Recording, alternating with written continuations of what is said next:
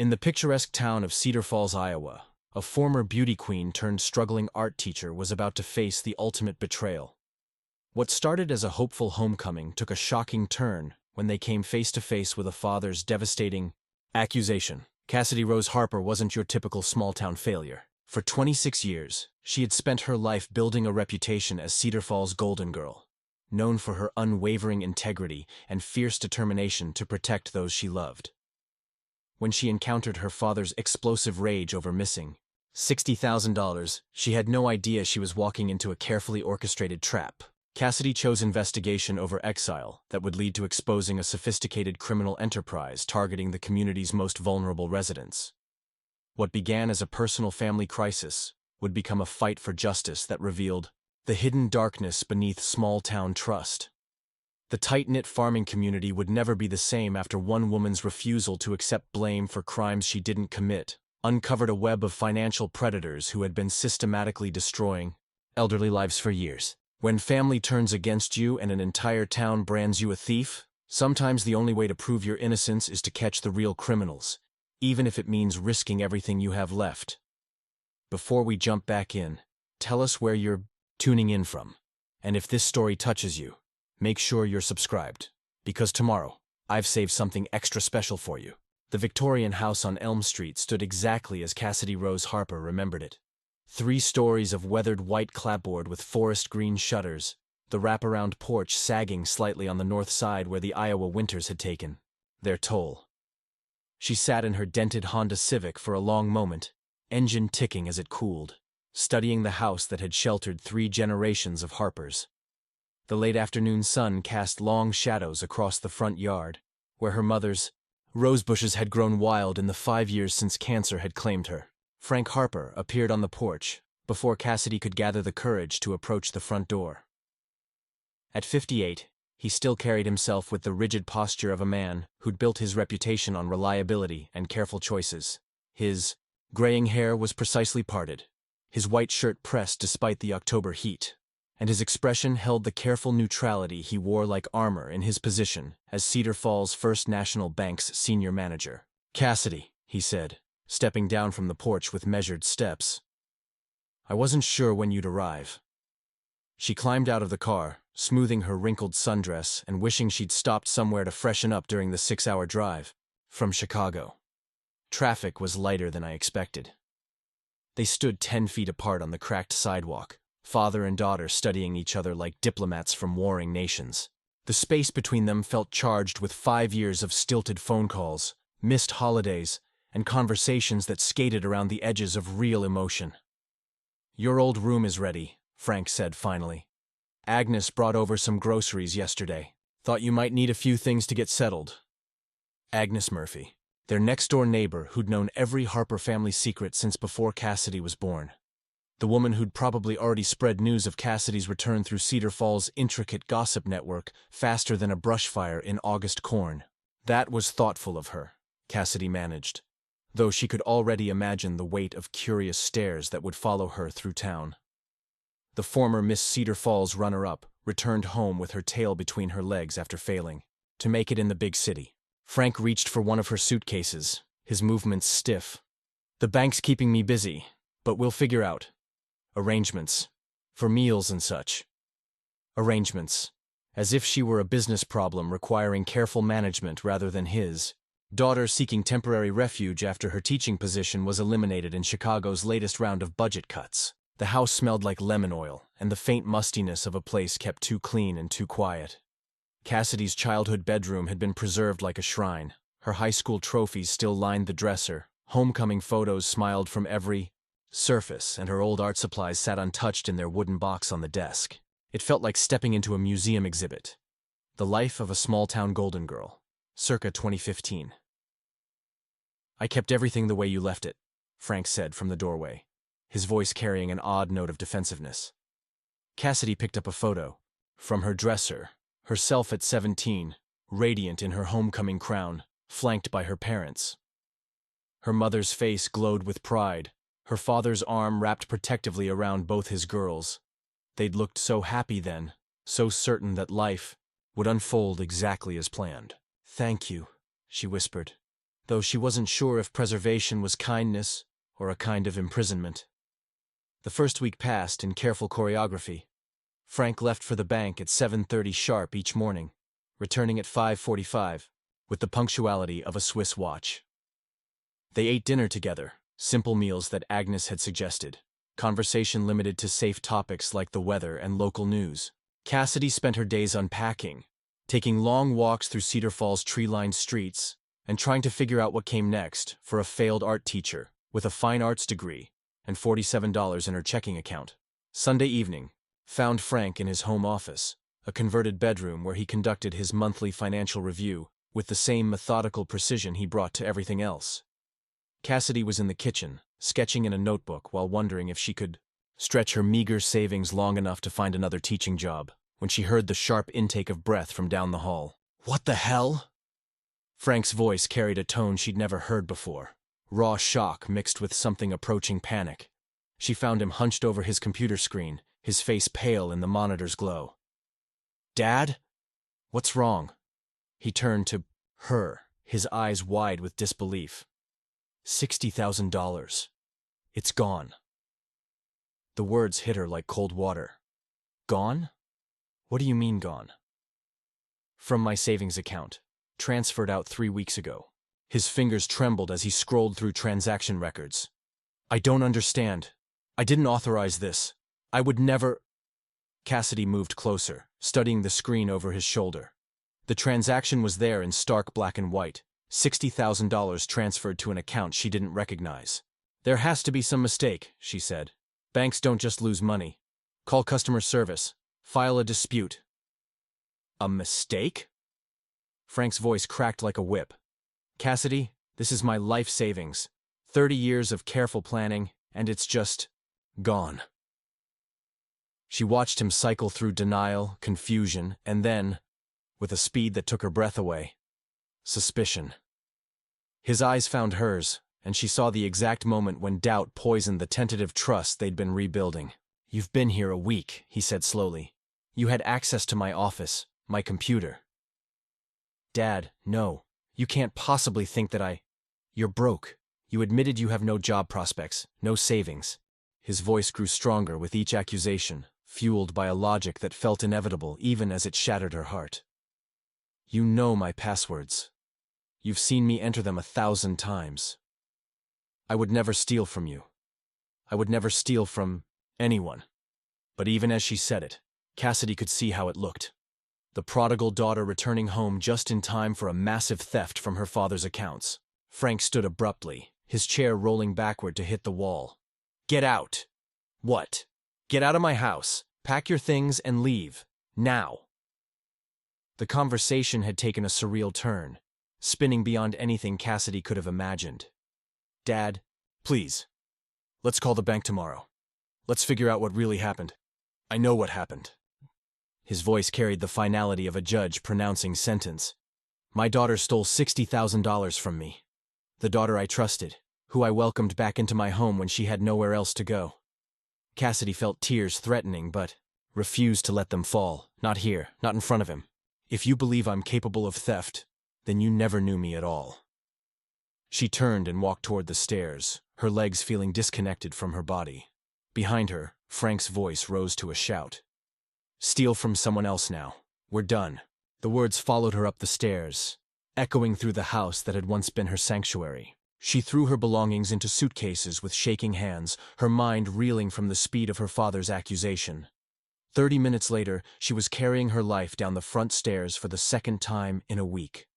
Frank waited on the porch, his arms crossed, his face set in granite. "I'll be calling Sheriff Bradley in the morning. If you're smart, you'll be long gone before then." "I'm not running because I'm not guilty," Cassidy said, hefting her suitcase into the Honda's trunk. "But I'm not staying where I'm not wanted." She climbed into her car, started the engine, and pulled away from the curb. In her rearview mirror, she could see Frank still standing on the porch, a sentinel guarding against the daughter he now considered a thief. Agnes Murphy's curtains twitched in her front window. Across the street, the Hendersons had emerged onto their porch, drawn by the commotion. By tomorrow morning, every soul in Cedar Falls would know that Cassidy Harper had stolen $60,000 dollars from her own father and been thrown out of the family home in disgrace. She drove through the town square, past the bank where her father had built his reputation over 3 decades, past the Methodist church where her family had attended services since before she was born, past the high school where she'd been crowned homecoming queen in what felt like another lifetime. At the town limits, she pulled into the Cedar Falls rest area, a small parking lot with picnic tables and a view of the cornfields that stretched to the horizon. She turned off the engine and finally allowed herself to cry. Great, heaving sobs that seemed to come from somewhere deeper than grief. When the tears finally stopped, she wiped her face and stared out at the Iowa landscape that had shaped her entire life. Somewhere in this small, close-knit community was the real thief. Someone who had stolen not just money, but her father's trust and her place in the only home she'd ever known. Cassidy Rose Harper, former beauty queen and failed teacher, was now homeless and branded a criminal in the town where her family had lived for 3 generations. But as she sat in her car watching the sun set over the cornfields, one thought crystallized with perfect clarity. She was going to find out who had really stolen that money, even if it cost her everything she had left. The Honda's passenger seat had never been designed for sleeping. Cassidy discovered this fact around 3 in the morning, when the October chill seeped through the car's thin metal shell and her neck cramped from the awkward angle against the doorframe. She'd pulled her jacket over her head like a makeshift blanket, but it did little to ward off either the cold or the reality of her situation. She was homeless, in Cedar Falls, Iowa. Population 8,127. The rest area's security light cast everything in harsh yellow shadows, making the familiar landscape look alien and unwelcoming. A semi-truck had pulled in around midnight, its diesel engine rumbling for 20 minutes before the driver shut it down. Now, even that small comfort of human presence was gone, leaving Cassidy alone with the whisper of wind through cornstalks and the distant hum of late-night traffic on Highway 20. By dawn, her body ached in places she'd never noticed before. The practical realities of homelessness hit her in waves. Where would she shower? Where could she use a restroom without drawing attention? How long could she survive on the granola bars and bottled water she'd grabbed from her father's kitchen? The morning brought farmers heading to their fields, their pickup trucks stirring dust as they passed the rest area. A few drivers glanced at her car curiously, and Cassidy slumped lower in her seat, suddenly conscious of how she must look. Yesterday's dress wrinkled beyond recognition, her honey-blonde hair a tangled mess, dark circles under eyes that had once been featured on the front page of the Cedar Falls Chronicle. She started the car and drove into town, hoping to find coffee and a public restroom before the gossip network fully activated for the day. But even at 7 in the morning, Cedar Falls was already buzzing with the kind of energy that came from fresh scandal.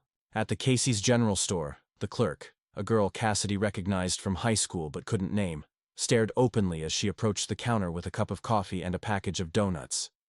"Cassidy Harper," the girl said, her voice carrying the particular tone reserved for local celebrities who'd fallen from grace. "Heard you were back in town."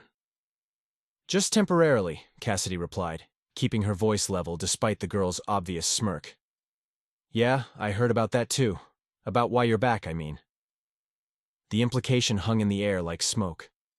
Cassidy paid for her items and left without another word, but she could feel the girl's eyes following her all the way to the parking lot. Her next stop was the home of Jessica Pritchard, her best friend from high school and maid of honor at Jessica's wedding 2 years ago. Jessica lived in a new subdivision on the north side of town, in a house that represented everything Cassidy had once expected for her own life.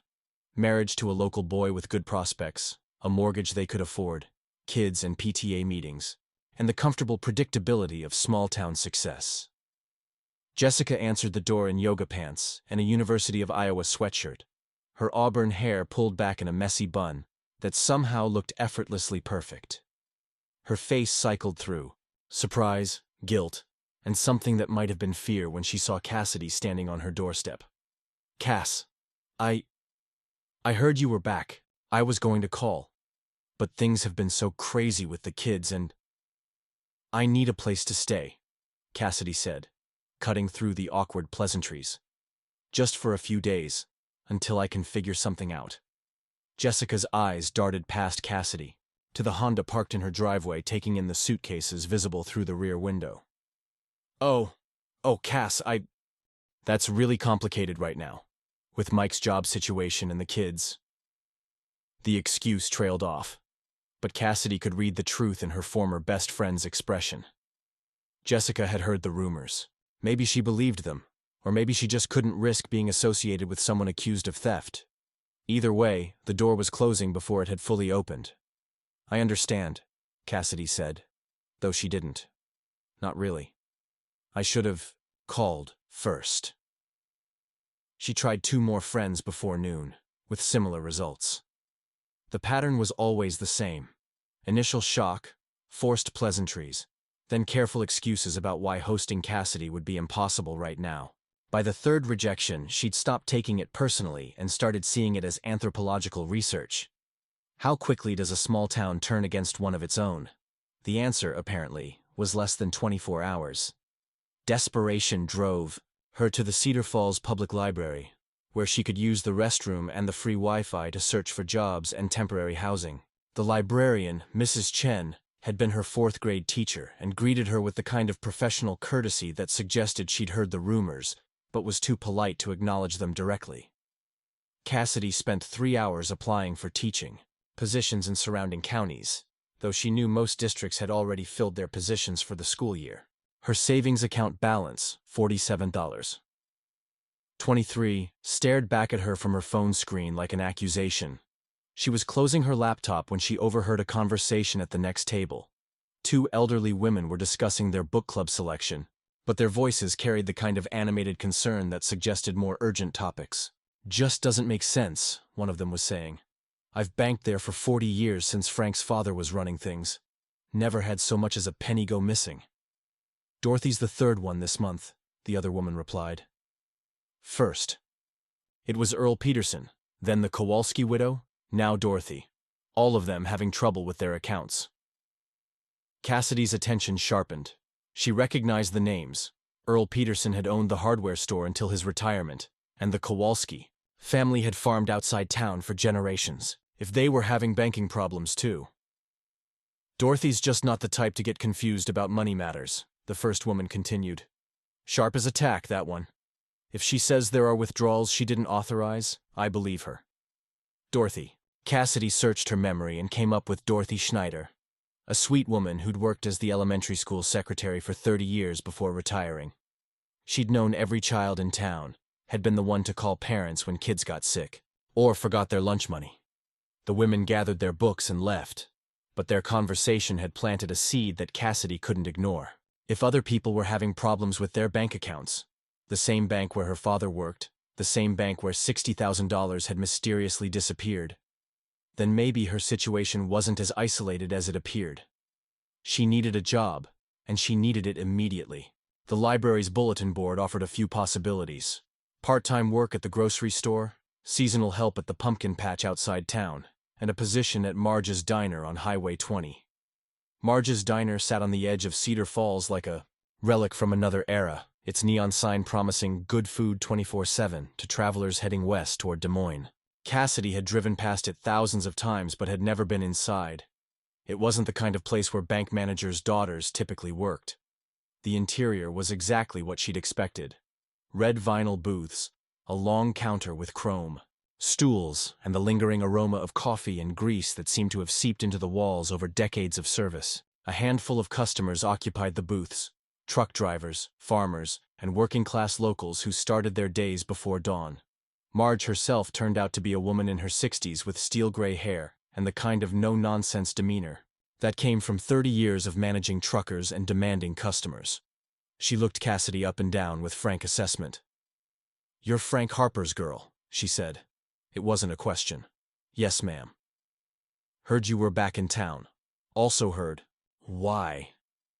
Marge's expression didn't change, but there was something in her tone that suggested she wasn't quick to judge. "You ever waited tables before?" "No, ma'am, but I'm a quick learner, and I need the work."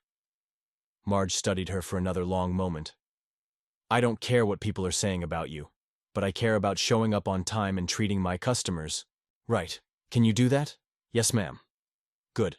$6 an hour plus tips. You can start tomorrow morning at 5:30. And honey?" Marge's voice softened slightly. "Whatever's going on with you and your daddy, it'll work itself out. Always does. Eventually." Cassidy's throat tightened at the unexpected kindness. Thank you. Don't thank me yet. Wait till you've survived your first week dealing with the morning coffee crowd. That evening, Cassidy found herself back at the rest area, this time better prepared with a sleeping bag she'd bought at Walmart with her last $20. As she arranged her makeshift bed in the Honda's back seat, she reflected on the day's harsh lessons about social stratification and small-town loyalty. Her former friends, the daughters of business owners and professionals, had shut their doors without a second thought. But Marge, who ran a diner that served truck drivers and shift workers, had offered her a job despite the rumors swirling around town. There was a lesson there about where real character lived, though it was one Cassidy had never expected to learn firsthand. She was settling into her sleeping bag when headlights swept across the rest area. A pickup truck pulled in, and Cassidy tensed, suddenly aware of how vulnerable she was. But the driver, an older man in work clothes, simply used the restroom and left without paying her any attention. As the truck's taillights disappeared down the highway, Cassidy thought about the conversation she'd overheard at the library. Dorothy Schneider and others having problems with their bank accounts. If there was a pattern there, if other people were experiencing the same kind of mysterious financial problems that had destroyed her relationship with her father, she needed to talk to Dorothy Schneider. Not just to clear her own name, but because an elderly woman living alone might be vulnerable in ways that a bank manager's daughter wasn't. And if someone was targeting multiple victims, they had to be stopped before more damage was done. Cassidy pulled out her phone and searched for Dorothy's address. Tomorrow, after her first shift at Marge's diner, she would begin an investigation that might either prove her innocence or confirm her father's worst suspicions. Either way, she would finally know the truth. The alarm on Cassidy's phone buzzed at 4:45, dragging her from the first decent sleep she'd managed in 3 days. Her makeshift bed in the Honda had finally achieved a bearable level of comfort, though bearable was a relative term when sleeping in a car at a highway rest stop in October. She'd learned to dress in layers and keep her work clothes separate from her sleeping clothes, changing in the rest area's bathroom before dawn while hoping no other travelers would witness her morning routine. The reflection in the bathroom mirror showed a woman who was adapting to circumstances she'd never imagined, though the dark circles under her eyes and the hollow look around her cheekbones told the story of stress and irregular meals. Marge's diner buzzed with pre-dawn energy. When Cassidy arrived at 5:20, the coffee was already brewing, and Marge moved through the kitchen with the efficient rhythm of someone who'd been performing this dance for decades. "Morning, honey," Marge called without looking up from the grill. "Coffee's fresh, and the uniforms are in the back office. Find one that fits, then watch how Linda handles the morning rush." Linda turned out to be a woman in her 40s with bottle blonde hair, and the kind of easy confidence that came from years of managing demanding customers. She showed Cassidy the basics: how to work the register, where everything was stored, how to balance multiple orders without losing track of substitutions and special requests. "Truckers want their coffee hot and their orders fast," Linda explained, as the first wave of customers began filtering in. "Farmers are generally polite but don't waste time with small talk. Local business folks tip better but they're picky about everything being exactly right." The morning rush hit like a wave, and Cassidy found herself swept along in a rhythm she'd never experienced. Coffee, eggs over easy, hash browns crispy, wheat toast not white, orange juice no pulp. Her hands shook as she tried to keep orders straight, but gradually she found her footing in the controlled chaos. It was during the mid-morning lull that Dorothy Schneider walked in. Cassidy recognized her immediately, a small, neat woman in her late 70s with silver hair carefully styled, and the kind of posture that spoke of a lifetime of proper etiquette. She wore a blue cardigan over a floral dress, and carried a purse that probably contained everything she might need for any conceivable emergency. Dorothy chose a booth near the window and ordered coffee and a piece of apple pie, settling in with the air of someone who wasn't in any hurry. Cassidy approached cautiously, refilling her coffee cup and trying to find a natural way to begin a conversation. "Mrs. Schneider? I'm Cassidy Harper. I think you knew my mother, Ellen?" Dorothy's face brightened with recognition and sympathy. "Of course, you're Frank's daughter. I was so sorry to hear about your mother's passing. Ellen was such a lovely woman, always willing to help with church activities." "Thank you. She spoke of you often." Cassidy glanced around the diner, ensuring they weren't being overheard. "I hope you don't mind me asking, but I heard you might be having some concerns about your bank accounts. The change in Dorothy's expression was immediate. Relief mixed with frustration and a touch of embarrassment. Oh my, yes. I hate to complain, because everyone at the bank has always been so helpful. But things have been quite confusing lately. What kind of confusing? Dorothy pulled a manila folder from her purse with the precision of someone who believed in keeping detailed records. Well, there have been small withdrawals that I don't remember making. Nothing large, you understand? Just $20 or $30 at a time. And I've been receiving bills for services I'm certain I never requested. She spread several documents across the table. Bank statements, billing notices, and correspondence that painted a picture of someone being slowly, methodically victimized. Look at this, Dorothy said, pointing to a credit card statement. Charges for online streaming services. I don't even own a computer, let alone know how to stream anything. Cassidy studied the paperwork, her trained eye picking up patterns that Dorothy might not have recognized. The charges were small enough to avoid immediate attention, spread across multiple accounts, and often disguised as legitimate services. It was sophisticated financial manipulation designed to exploit someone who might not notice small discrepancies or might doubt their own memory when they did. Mrs. Schneider, have you reported these problems to the bank?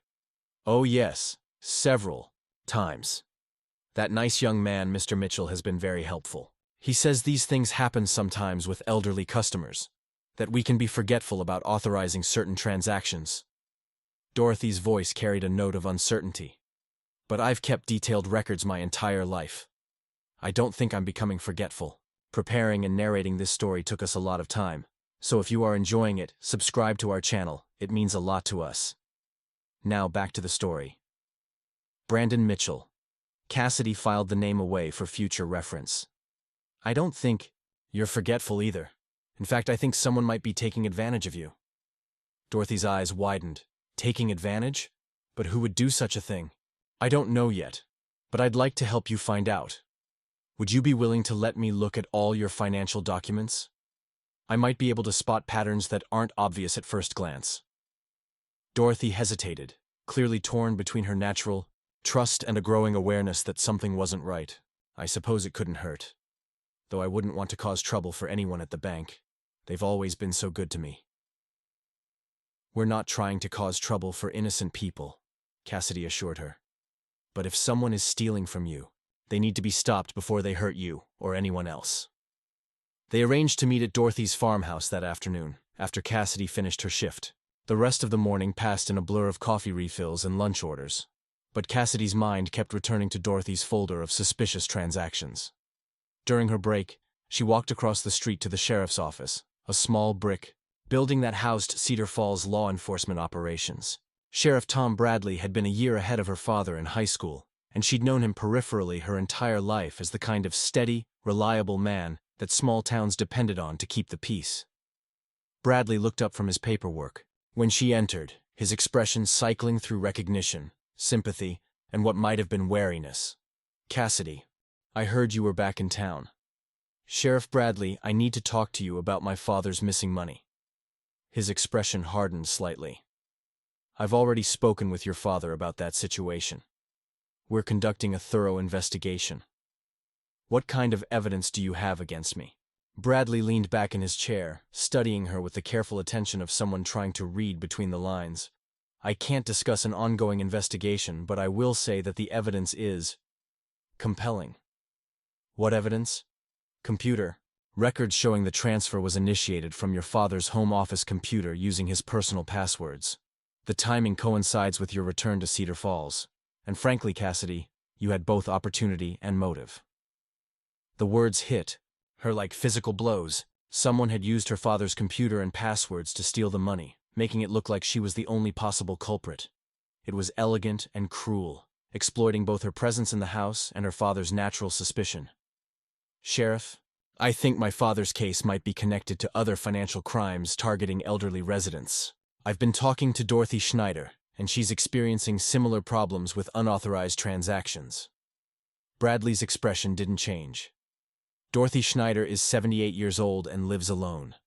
Sometimes elderly people become confused about their finances, or they authorize transactions and forget about them later. She's not confused.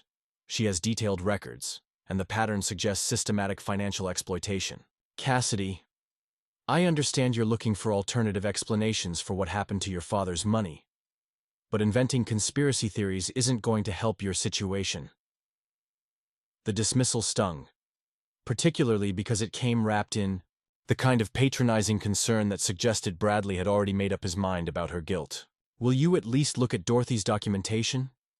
If there's a pattern of financial crimes— I'll tell you what I'll do, Bradley interrupted. I'll remind you that interfering with an ongoing criminal investigation is itself a crime. And I'll suggest that if you're innocent, as you claim, you should focus on hiring a good lawyer instead of playing amateur detective. Cassidy left the sheriff's office feeling more isolated than ever. The official investigation had already concluded she was guilty, and any evidence to the contrary would be dismissed as desperate deflection. If she wanted to prove her innocence, she would have to do it herself. Dorothy's farmhouse sat on 10 acres of land that had been in her late husband's family for 3 generations. The house itself was a modest 2-story structure with white vinyl siding and a front porch that needed fresh paint, surrounded by the kind of mature trees that took decades to grow and spoke of deep roots in the community. Dorothy met her at the door with the kind of hospitality that was automatic for women of her generation. Coffee was already brewing, and she'd arranged the cookies from the church bake sale on her best china. I've gathered all my financial papers, Dorothy said, leading Cassidy to the dining room table, which was covered with neat stacks of documents organized by date and type. I thought you might want to see everything, not just the problems. Cassidy spent 2 hours reviewing Dorothy's finances, and what she found made her stomach turn. The theft was systematic and sophisticated, designed to exploit an elderly woman's trust and confusion. Small withdrawals, fake service charges, and identity theft that used Dorothy's personal information to open accounts she didn't know existed. Mrs. Schneider, you're being robbed, Cassidy said finally. Someone has access to your personal information and is using it to steal money in ways that are designed to avoid detection. Dorothy's hand went to her throat, a gesture of shock and vulnerability that made Cassidy's anger burn hotter. But how is that possible? I only give my information to the bank, and they've always been so trustworthy. That's exactly what makes this so effective. Whoever is doing this has earned your trust first, then used that trust to exploit you. They called the bank's customer service line together, with Dorothy requesting detailed information about recent transactions. The representative, a young woman who clearly knew Dorothy personally, was helpful, but seemed to share Brandon Mitchell's assessment that elderly customers sometimes became confused about their financial activities. These small charges could be automatic payments you authorized and forgot about, the representative explained. Or they might be fees for services that weren't clearly explained when you signed up for them. Cassidy took the phone. This is Cassidy Harper, Dorothy's friend. Can you tell us who authorized these specific transactions and provide documentation of Dorothy's consent? The tone on the other end of the line cooled noticeably. I'm sorry, but I can only discuss account details with the account holder. And Mrs. Schneider has already been working with our assistant manager, Mr. Mitchell, to resolve her concerns. After hanging up, Cassidy and Dorothy sat in silence for a moment, both processing the implications of what they'd discovered. What do I do now? Dorothy asked quietly. We document everything, and we figure out who has access to your information. Someone is targeting you specifically, which means they know enough about your habits and finances to exploit them effectively. You think it's someone at the bank? Cassidy thought about Brandon Mitchell's dismissive attitude toward Dorothy's concerns, about the sophisticated nature of the theft, about the computer skills required to orchestrate such a scheme. I think it's someone with inside access to financial information and the technical knowledge to use it effectively, she said carefully. And I think you're not the only victim. As she drove back toward town, Cassidy's mind raced with possibilities and plans. She needed technical expertise to trace the digital aspects of the theft, and she needed allies who could help her investigate without alerting the criminals to her suspicions. She also needed to find a way to connect Dorothy's victimization to her father's missing $60,000. If the same person or group was responsible for both crimes, proving one might lead to solving the other. But first, she needed help from someone who understood computers and financial systems better than she did. Someone who might be willing to believe her story and help her prove it. Riley Patterson had been 3 years behind her in high school. A quiet kid who'd spent more time with computers than people, and had earned a reputation as the school's unofficial tech support. If anyone in Cedar Falls could help her trace digital financial crimes, it would be Riley. The question was whether someone who'd been ignored by the popular crowd in high school would be willing to help the former homecoming queen who was now homeless and accused of theft. There was only one way to find out. Riley Patterson still lived in the same modest ranch house where he'd grown up, 3 blocks from the high school where Cassidy had reigned as homecoming queen, while he'd sat in the computer lab during lunch breaks. She pulled into his driveway at 7:30 in the evening, after finishing her shift at Marge's and spending another hour reviewing Dorothy's financial documents. The house looked exactly as she remembered it. Practical beige siding, a small front yard kept neat but not elaborate, and the blue glow of computer monitors visible through the living room window. Riley's parents had always been the quiet type, the kind of people who attended school events and church services but never sought attention or recognition. Her knock was answered by a thin man with brown hair that fell across wire-rimmed glasses, wearing a button-down shirt and jeans that looked like they'd been chosen for comfort rather than style. Riley had grown a few inches since high school and lost the awkward teenage posture that had made him seem younger than his years, but his expression still carried the wariness of someone who'd learned not to expect much from popular people. "Cassidy Harper," he said, his voice carefully neutral. "I heard you were back in town. I'm sure you heard why, too." Riley's expression didn't change, but she caught a flicker of something that might have been sympathy. "Come in. My parents are visiting my sister in Ames so we can talk freely." The living room was exactly what she'd expected. Computer equipment dominated every available surface, with multiple monitors displaying scrolling code and system diagnostics. Books on programming languages and cybersecurity were stacked on every flat surface, and the air hummed with the quiet sound of cooling fans and hard drives. "You want coffee?" Riley asked, settling into a chair that looked designed for long hours of computer work. "I was just debugging some security protocols for a client in Des Moines." "Thanks." Cassidy accepted the mug he offered, noting that it featured the logo of a cybersecurity conference she'd never heard of. "I need help, Riley. Technical help." "With what?" She pulled out photocopies of Dorothy's financial documents, spreading them across his coffee table between stacks of programming manuals. "Someone is systematically stealing from elderly residents, and I think it's connected to my father's missing money." Riley studied the papers with the focused attention of someone trained to spot patterns in complex data. His questions were precise and technical, asking about authorization methods, transaction routing, and digital signatures in ways that revealed a deep understanding of financial systems. "This is sophisticated," he said after 20 minutes of analysis.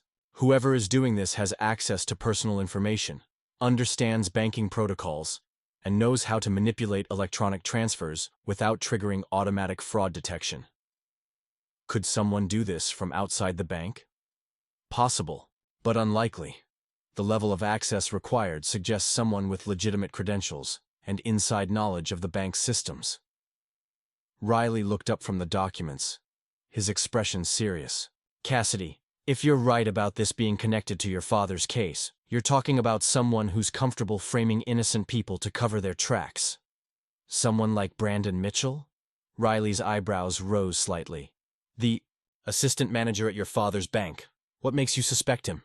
Cassidy explained her conversation with Dorothy, Mitchell's dismissive attitude toward the elderly woman's concerns, and the sophisticated nature of the financial manipulation. Riley listened without interruption, occasionally making notes on a legal pad. "It's circumstantial," he said when she finished, "but the profile fits. Banking access, technical knowledge, and a position that would allow him to identify vulnerable targets." He paused, considering. "Why are you bringing this to me?" The question was fair, and Cassidy had been dreading it since she'd decided to approach him. "Because you're the smartest person I know when it comes to computer systems and financial security. And because I'm desperate." "That's honest, at least." Riley's tone held no bitterness, but there was an acknowledgement of their shared history. "You never talked to me in high school. Different social circles." "I know. And I'm sorry about that." "I was."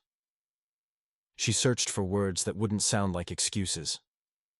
I was focused on being who I thought I was supposed to be instead of paying attention to who actually mattered.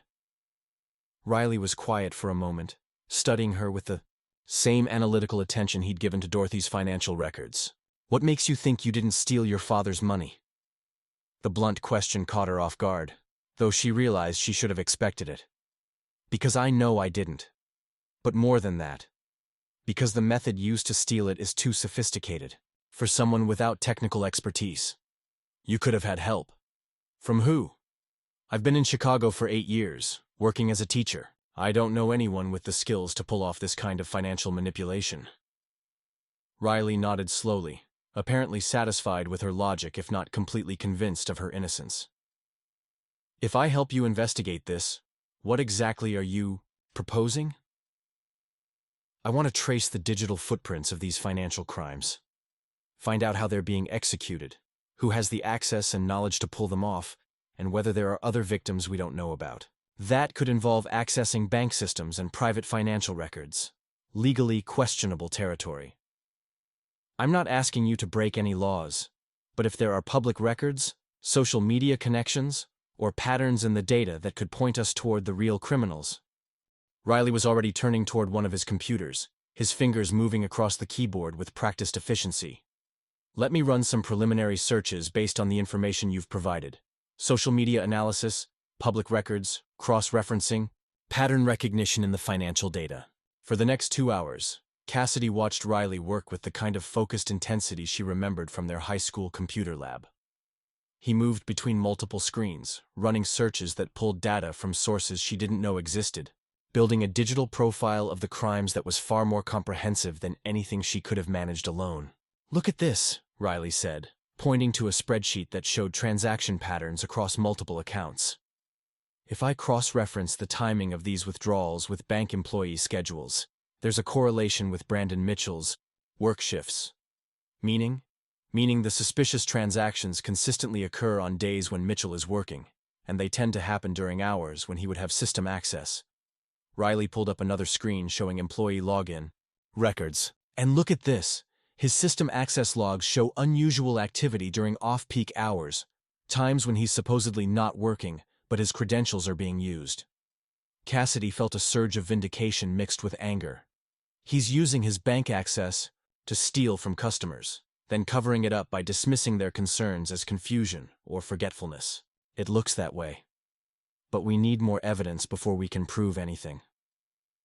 Riley turned to face her, his expression serious. Cassidy, if we're right about this, Mitchell has already demonstrated he's willing to frame innocent people.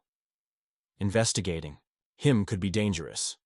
Before she could respond, her phone buzzed with a text message from an unknown number. Stop asking questions or you'll regret it. Riley saw her expression change as she read the message. What is it? She showed him the text, watching his face pale as he processed the implications. Someone knows you're investigating, he said quietly, which means either you're being watched or someone at the bank is monitoring Dorothy's inquiries about her accounts. Or both. Riley was already moving, shutting down his computers and gathering the financial documents. We need to be more careful about how we approach this. No more direct confrontations, no more obvious questions at the bank. What are you suggesting? Digital surveillance. We monitor Mitchell's online activity, track his financial patterns, and build a case without alerting him to our investigation. Riley paused, looking directly at her. But first, you need somewhere safe to stay. Someone who's willing to threaten you once probably won't hesitate to escalate if they feel cornered. I've been sleeping in my car at the rest area. Riley's expression shifted to something that might have been protective anger. Not anymore. You can stay here tonight, and we'll figure out a longer-term solution tomorrow. The offer of help, coming from someone she'd barely acknowledged in high school, was almost overwhelming. Riley, I can't ask you to... You're not asking. I'm offering.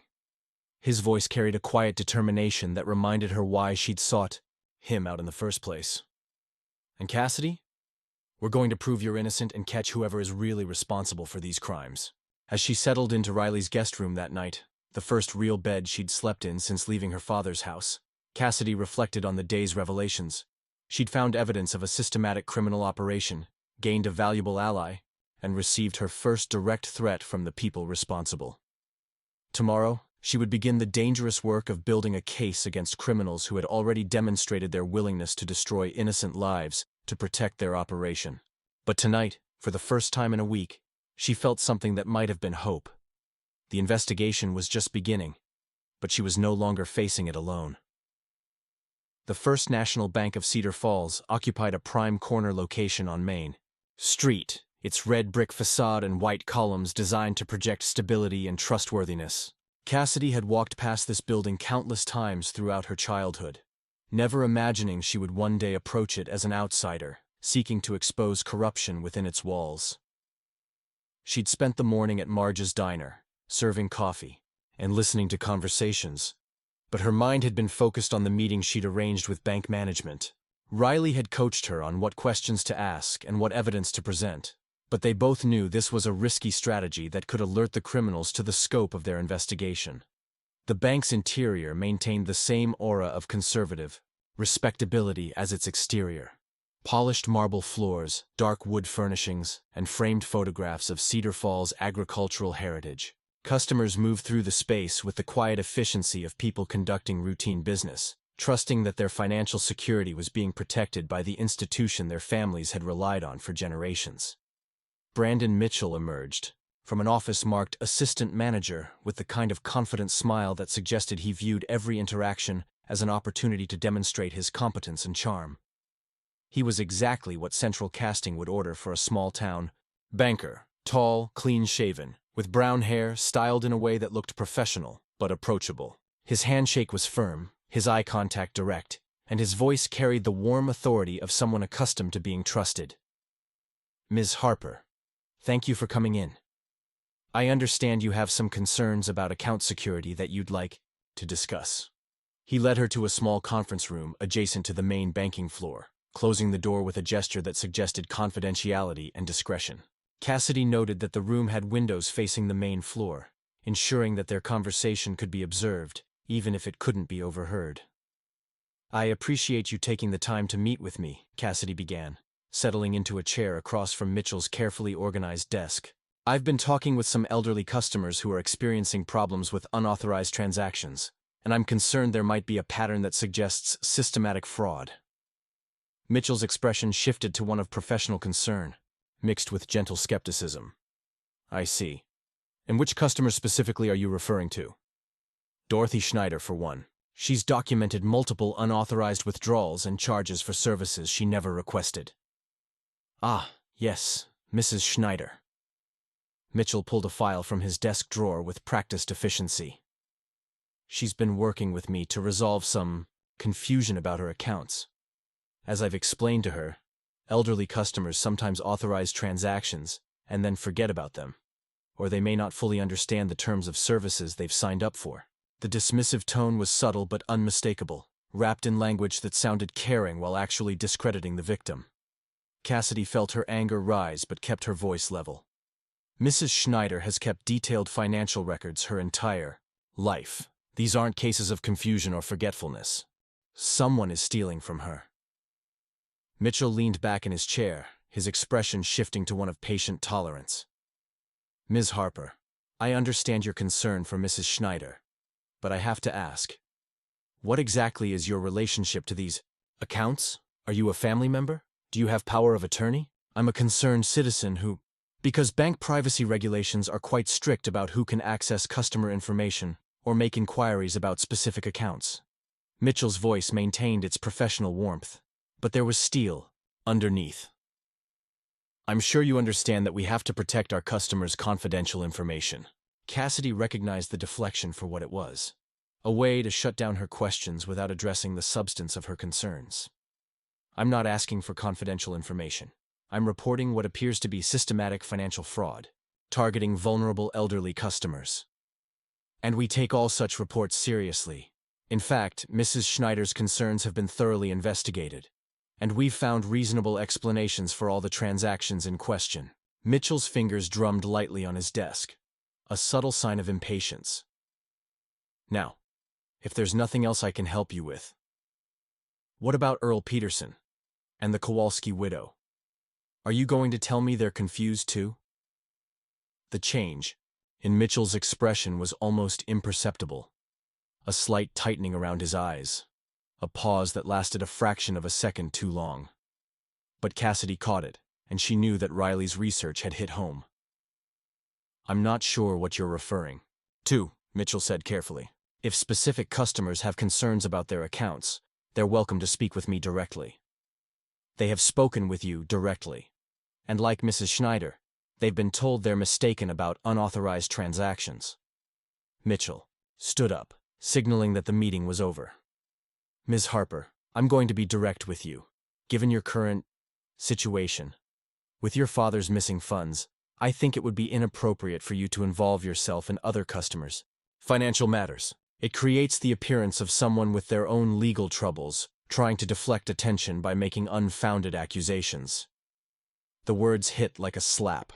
Mitchell knew exactly who she was and why she was asking questions, and he was using her father's case to discredit her investigation. My situation doesn't change the fact that elderly customers are being victimized.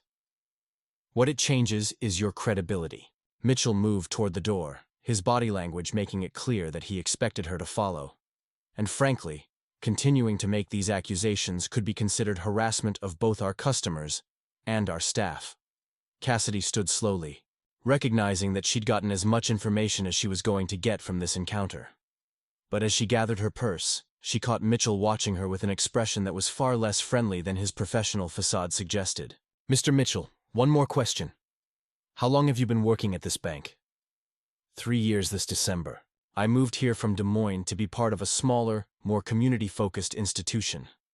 His smile returned, but it didn't reach his eyes. Why do you ask? Just curious about how well you know our longtime customers. Mrs. Schneider has been banking here for 40 years. It seems strange that she would suddenly become confused about her finances right around the time new management arrived. Mitchell's facade slipped for just a moment, revealing something cold and calculating underneath the small-town banker persona. I think this conversation is over, Ms. Harper, and I think you'd be wise to focus on your own legal troubles rather than creating problems for innocent people. As Cassidy left the bank, she felt eyes following her progress across the main floor. Several customers turned to watch her leave, their expressions ranging from curiosity to disapproval. By evening, half the town would know that Frank Harper's accused daughter had been at the bank, asking questions about other people's financial problems. She was crossing the town square when Agnes Murphy intercepted her path with the deliberate precision of someone who'd been waiting for exactly this opportunity. Cassidy Harper, Agnes said, her voice carrying the authority of someone who considered herself Cedar Falls' unofficial information clearinghouse. I need to talk to you.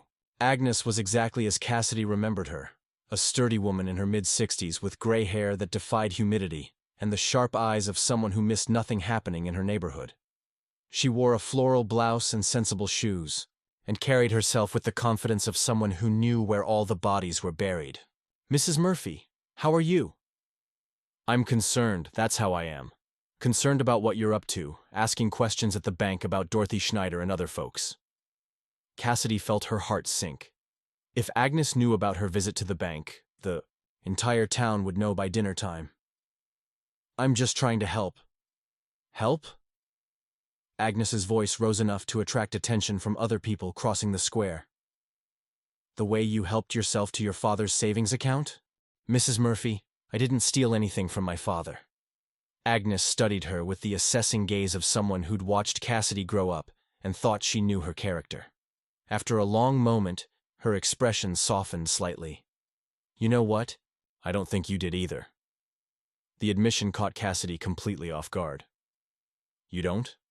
$60,000? Agnes shook her head. Honey, if you were going to steal from your daddy, you'd have been smarter about it. Take a little at a time, make it look like normal expenses. Taking that much all at once? That's either desperation or someone who wanted to make sure Frank would notice and blame you. Agnes glanced around the square, then leaned closer with the conspiratorial air of someone sharing classified information. Besides, I've been keeping my eyes open since this whole mess started, and I've seen some things that don't add up. What kind of things? Strange cars visiting our elderly neighbors at odd hours. People claiming to be from the bank or insurance companies, asking questions about financial information. And that new fellow at the bank, Mitchell? He's been awfully interested in which old folks live alone and might be susceptible to suggestions. Cassidy felt a surge of excitement. Agnes Murphy's neighborhood surveillance network was legendary. If anyone had observed suspicious activity, it would be her. Mrs. Murphy, would you be willing to tell me more about what you've seen? I think Mrs. Schneider and others might be victims of financial fraud. Agnes glanced around again, then motioned for Cassidy to follow her to a bench near the war memorial, where their conversation would be less likely to be overheard. 3 weeks ago, there was a man at Dorothy's house, claiming to be from the bank, saying he needed to update her account information for security purposes. Dorothy's too trusting for her own good. She probably told him everything he wanted to know. Did you get a good look at this man? Well-dressed, professional-looking, drove a newer sedan, not the kind of car most bank employees around here can afford. Agnes paused, clearly debating how much to share. And here's the thing that really bothered me. He spent over an hour at Dorothy's house. How long does it take to update account information? Cassidy thought about Dorothy's detailed financial records, the sophisticated nature of the theft, and the amount of personal information that would be needed to execute such a comprehensive fraud. Long enough to learn everything about her finances, her habits, and her vulnerabilities. Exactly, Agnes nodded approvingly. And Dorothy wasn't the only one. I've seen similar visits to the Peterson place and the old Kowalski farm. Always the same pattern. Professional-looking man, claims to be from some financial institution, spends way too much time asking questions. Mrs. Murphy, this is exactly the kind of information that could help catch whoever is doing this. Would you be willing to share what you've observed with the sheriff? Agnes's expression darkened. I already tried. Tom Bradley listened politely, then told me I was probably seeing legitimate business visits and suggested I mind my own business. She snorted. 40 years I've been watching this neighborhood, and he tells me to mind my own business. The dismissal explained why Sheriff Bradley had been so resistant to Cassidy's claims about connected financial crimes. If he'd already dismissed Agnes Murphy's observations as neighborhood nosiness, he certainly wasn't going to take seriously the theories of someone accused of theft. What if I told you I had technical evidence that supports what you've observed? Computer records that show a pattern of financial manipulation targeting the same people you've seen receiving these suspicious visits? Agnes's eyes sharpened with interest. What kind of evidence? Cassidy explained Riley's analysis, careful not to reveal the full scope of their investigation, but providing enough detail to demonstrate that her concerns were based on more than speculation. So you're saying someone with access to bank computers is using that information to target elderly customers for theft, and they're covering their tracks by making the victims think they're confused or forgetful? That's exactly what I'm saying. Agnes was quiet for a moment, processing this information with the focused attention of someone who'd spent decades observing human behavior and drawing accurate conclusions. Cassidy, if you're right about this, then whoever is doing it has been planning for a long time, and they've been smart about choosing victims who might not be believed if they reported problems. Victims like Dorothy Schneider. And victims like you. Agnes met her eyes directly. Think about it. You come home broke and desperate. Someone steals your father's money using methods that make you look guilty, and suddenly you're discredited before you can investigate anything else. The realization hit Cassidy like cold water. Her father's missing money wasn't just theft, it was a preemptive strike designed to neutralize the one person in Cedar Falls with both the motivation and the skills to investigate financial crimes. Mrs. Murphy, I think you're right. And I think whoever is doing this knows I'm investigating and is trying to stop me. Agnes nodded grimly. Then you'd better be careful, honey. Someone smart enough to plan all this probably won't hesitate to escalate their tactics if they feel threatened. As if summoned by their conversation, Cassidy's phone buzzed with another text from the unknown number. Last warning. Drop the investigation or face the consequences. She showed the message to Agnes, whose expression hardened with the kind of protective anger that made small-town neighbors formidable enemies. Well, Agnes said, standing up with the decisiveness of someone who'd made an important decision. I guess that settles it. Nobody threatens people in my neighborhood and gets away with it. Mrs. Murphy. Agnes. And you're going to need all the help you can get if you're going up against someone this organized. She pulled a small notebook from her purse and began writing. Here's my phone number, and here's a list of everyone I've seen receiving suspicious visits. You catch these bastards, Cassidy Harper. And when you do, I'll be right there to testify about everything I've witnessed. As Cassidy walked back toward Riley's house, she reflected on the day's revelations. Her confrontation with Brandon Mitchell had confirmed her suspicions about his role in the fraud, while Agnes Murphy's observations had provided crucial evidence about the scope and methods of the criminal operation. But the threatening text messages made it clear that her investigation had been detected, and that whoever was behind the fraud was prepared to take action to protect their operation. Tomorrow, she and Riley would need to accelerate their investigation, while taking precautions to ensure their safety. Because if Agnes was right about the sophistication of the criminal operation, then Cassidy had stumbled into something far more dangerous than simple financial fraud. She was investigating organized criminals who had already demonstrated their willingness to destroy innocent lives to protect their secrets. And now they knew she was getting close to the truth. Riley's living room had been transformed into a command center for their investigation, with multiple computer screens displaying financial data, social media profiles, and digital communications patterns. Cassidy sat beside him at 3 a.m, both of them surviving on coffee and determination as they traced the digital footprints of what was emerging as a sophisticated criminal enterprise. Look at this, Riley said, pointing to a network diagram he'd constructed showing relationships between various financial accounts. The pattern is clearer when you map it visually. Brandon Mitchell isn't just stealing from individual victims. He's running a systematic operation that targets elderly residents across 3 counties. The diagram looked like a spiderweb, with Mitchell at the center and lines connecting him to dozens of compromised accounts. Each connection represented an elderly victim whose trust had been exploited and whose financial security had been systematically dismantled. How long has this been going on? Cassidy asked, studying the timeline Riley had constructed. Based on the earliest suspicious transactions I can trace, at least 2 years, but I think it's been longer. He's just gotten better at hiding the activity over time. Riley pulled up another screen showing employment records. And here's the interesting part. Brandon Mitchell has worked at 4 different banks in Iowa and Nebraska over the past 8 years. When I cross-reference his employment dates with reports of financial fraud targeting elderly customers, you find the same pattern at every location. Exactly. He works at a bank for 2 to 3 years, systematically victimizes elderly customers, then moves on before the scope of the operation becomes apparent. Riley's voice carried the controlled anger of someone who understood the technical elegance of the crime. It's brilliant, in a completely sociopathic way. By the time anyone connects the dots, he's established himself in a new community with fresh victims. Cassidy thought about Dorothy Schneider's trusting face, about the other elderly residents who'd been targeted, about the calculated cruelty required to exploit people who'd worked their entire lives to build modest retirement security. What about my father's money? How does that fit into the pattern? That's where it gets personal. Riley pulled up bank records showing the timing of various transactions. The $60,000 theft from your father's account happened 3 days after. I can trace the first evidence of Mitchell becoming aware that elderly customers were starting to compare notes about suspicious transactions. He needed a distraction. More than that, he needed to discredit the one person in Cedar Falls with both the analytical skills and the community connections to investigate financial crimes effectively. Riley turned to face her, his expression grim.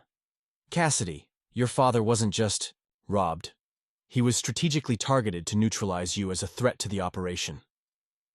The realization hit her like a physical blow.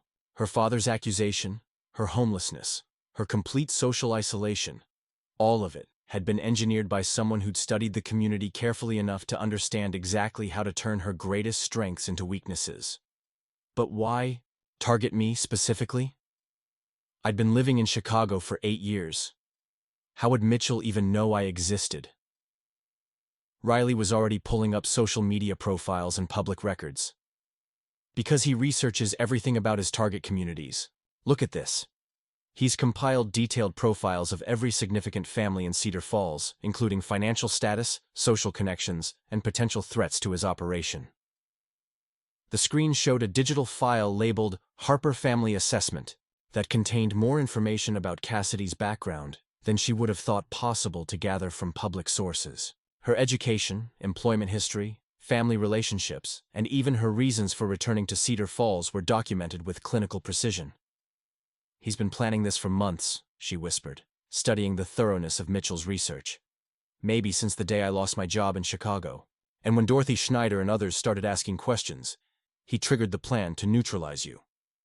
Riley highlighted a section of the file that outlined Mitchell's strategy: frame you for theft, destroy your credibility, and ensure that any investigation you attempted would be dismissed as desperate deflection. Cassidy's phone buzzed with a call from Agnes Murphy. Despite the late hour, she answered immediately. "Cassidy, you need to get to the hospital." Agnes's voice was tight with worry. "Dorothy Schneider fell down her basement stairs tonight. The paramedics just took her to Cedar Falls General." The drive to the hospital took 12 minutes that felt like hours. Dorothy was in the emergency room, conscious but badly shaken, with a sprained wrist and several bruises that suggested she'd tumbled down a full flight of stairs.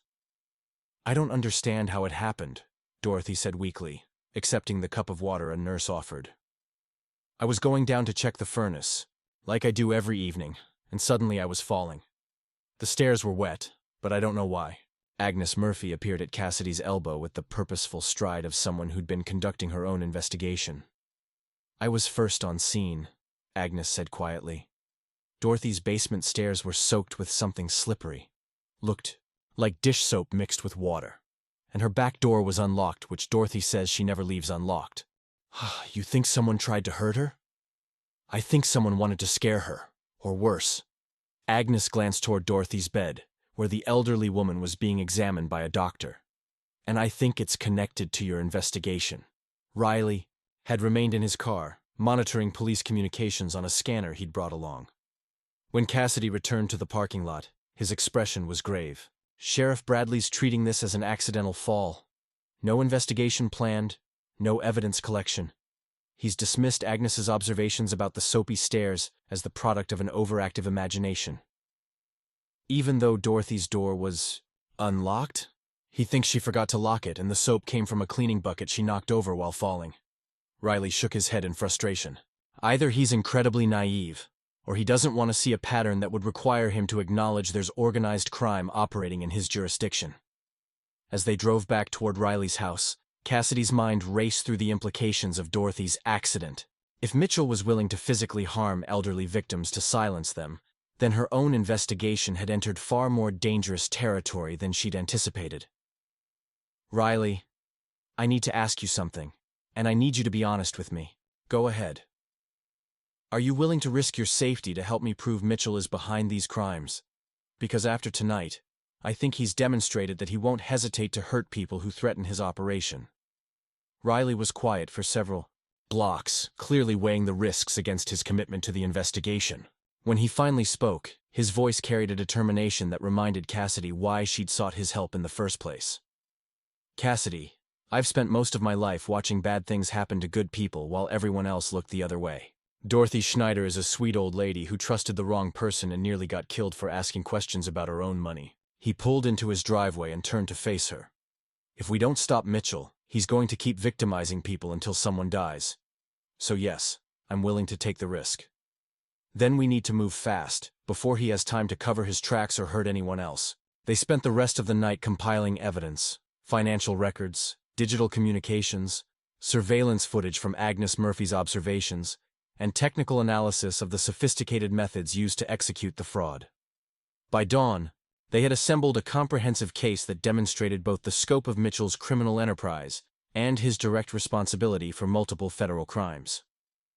"The evidence is overwhelming," Riley said, reviewing their compiled documentation. "Financial fraud, identity theft, elder abuse, and now assault. Any reasonable law enforcement officer would have enough here to obtain arrest warrants. But Sheriff Bradley isn't going to be reasonable about this. Then we go over his head. State police, FBI, anyone who will listen to evidence instead of dismissing it because of local politics. Cassidy was about to respond when her phone rang. The caller ID showed Dorothy Schneider's number. "Mrs. Schneider, how are you feeling?" Dorothy's voice was weak but determined. "I'm calling from the hospital, dear. They want to keep me for observation, but I needed to tell you something important." "What is it?" "While I was lying at the bottom of those stairs, waiting for the ambulance, I remembered something. The man who visited my house 3 weeks ago, the one who said he was from the bank? I saw him again yesterday, driving past my house very slowly. And Cassidy." Dorothy's voice dropped to a whisper. "I don't think he was from the bank at all. I think he was the one who made my stairs slippery." The admission confirmed what they'd all suspected but hadn't been able to prove. Mitchell wasn't just stealing money. He was directly threatening and harming victims who asked too many questions. "Mrs. Schneider, would you be willing to make an official statement about what you've observed?" "Yes, dear. But not to Sheriff Bradley. I tried to tell him about the man visiting elderly neighbors, and he acted like I was a confused old woman seeing things that weren't there." After hanging up, Cassidy and Riley sat in silence, both processing the implications of what they'd learned. They had evidence of systematic financial fraud, proof of Mitchell's involvement, and now testimony about direct physical threats against elderly victims. But they also had a local law enforcement officer who seemed determined to ignore evidence of organized crime in his jurisdiction, and a criminal who demonstrated his willingness to escalate violence to protect his operation. "We need help," Cassidy said finally. "Someone with authority and jurisdiction who can act on this evidence before Mitchell hurts anyone else." Riley was already reaching for his phone. "I know someone at the Iowa Division of Criminal Investigation who specializes in financial crimes. She might be willing to listen to what we've discovered." As Riley made the call that would hopefully bring state law enforcement into their investigation, Cassidy thought about the choice that lay ahead. They could turn over their evidence and step back, trusting that official investigators would handle the case competently. Or they could continue their own investigation, risking their safety but ensuring that Mitchell didn't have time to destroy evidence or flee the jurisdiction. The decision was made for them when Riley's contact at the DCI explained that opening an official investigation would take days or weeks, during which time Mitchell would have ample opportunity to cover his tracks. If they wanted to ensure justice for Dorothy Schneider and the other victims, they would have to gather enough evidence to force immediate action, which meant confronting a criminal who'd already demonstrated his willingness to use violence to protect his secrets. The investigation was about to become a race against time, with the stakes measured not just in money, but in human lives. The Cedar Falls First National Bank stood empty in the pre-dawn darkness, its security lights casting long shadows across the parking lot. Cassidy sat in Riley's car half a block away, her heart pounding as she checked the recording device he'd helped her construct. A modified smartphone with extended battery life and backup storage that would capture everything she was about to attempt. "You sure about this?" Riley asked for the third time, his fingers drumming nervously on the steering wheel. "There are a dozen ways this could go wrong. I'm sure about Dorothy lying in a hospital bed because she asked too many questions. I'm sure about my father believing I'm a thief because someone needed a scapegoat." Cassidy adjusted the wire that ran beneath her jacket, ensuring the microphone was positioned to catch clear audio. "And I'm sure that if we don't get a confession tonight, Mitchell will destroy evidence and disappear before state investigators can build a case." They'd spent 2 days planning this confrontation, using Riley's technical expertise to gather intelligence about Mitchell's routines and vulnerabilities. The assistant bank manager stayed late every Wednesday evening to process weekly reports, giving them a window when he would be alone in the building, but still legitimately present. The text message Cassidy had sent to Mitchell an hour earlier was simple and direct. "I know what you've been doing. Meet me at the bank tonight if you want to avoid federal charges." It was a bluff. They didn't have enough evidence yet to guarantee federal prosecution, but they were counting on Mitchell's arrogance and his need to control the situation to draw him into a conversation that would provide the proof they needed. "Remember," Riley said, monitoring police communications on his scanner, "he's already demonstrated he's willing to use violence. If this goes bad, I'm calling 911 and coming in after you." Cassidy squeezed his hand, grateful for the friendship that had emerged from their unlikely partnership. "Give me 30 minutes. If I'm not out by then, or if you hear anything that sounds like trouble, call for help." The bank's front door opened as she approached, and Brandon Mitchell appeared in the entrance with the confident smile she'd learned to recognize as his professional mask. He was dressed in the same style of business casual he wore during banking hours, projecting the image of a competent small-town financial professional even at this unusual hour. "Miss Harper," he said, stepping aside to let her enter. "I have to admit your message was intriguing, though I'm not sure what federal charges you think I should be worried about." The bank's interior felt different in the darkness, larger somehow, with shadows that seemed to hide dangers that daylight would have revealed. Mitchell led her toward his office, his movements casual but alert, like someone who was comfortable with confrontation but prepared for unexpected developments. "Let's start with identity theft, financial fraud, and elder abuse," Cassidy said, settling into the chair across from his desk. "Then we can discuss assault and attempted murder." Mitchell's laugh sounded genuine, though his eyes remained calculating. "Those are serious accusations. I hope you have evidence to support them." "I have evidence that you've been systematically stealing from elderly customers for over 2 years. I have documentation of your methods, your targets, and your profits." Cassidy pulled out a folder containing photocopies of Riley's analysis. "And I have testimony from victims who can identify you as the man who visited their homes to gather personal information." Mitchell glanced through the documents with the focused attention of someone assessing a threat, his expression shifting from amusement to something more guarded. "This is impressive work," he said finally. "Though it's mostly circumstantial, pattern analysis and speculation don't constitute proof of criminal activity." "Dorothy Schneider's fall down soapy stairs isn't speculation. Elderly people have accidents. It's unfortunate, but hardly evidence of criminal intent." Mitchell leaned back in his chair, his confidence apparently restored. "Besides, who's going to believe accusations from someone who's already under investigation for stealing from her own father?" "That's what makes your plan so clever," Cassidy said, noting how his expression tightened slightly at the word plan. "Frame me for theft, destroy my credibility, and ensure that any investigation I conducted would be dismissed as desperate deflection." Mitchell was quiet for a moment, studying her with the calculating attention of someone reassessing a situation that wasn't developing as expected. "You're smarter than I gave you credit for," he said finally. "When I researched your background, I saw a failed teacher from a privileged family.